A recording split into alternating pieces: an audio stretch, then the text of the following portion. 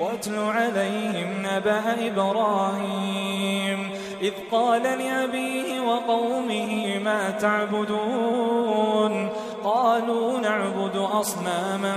فنظل لها عاكفين قال هل يسمعونكم إذ تدعون أو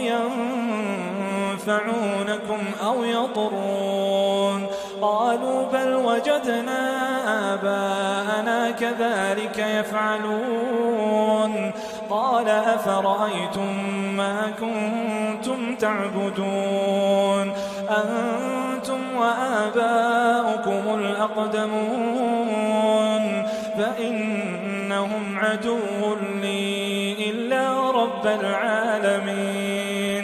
الذي خلقني فهو يهدين والذي هو يطعمني ويسقين وإذا مرضت فهو يشفين والذي يميتني ثم يحيين والذي أطمع أن يغفر لي خطيئتي يوم الدين رب هب لي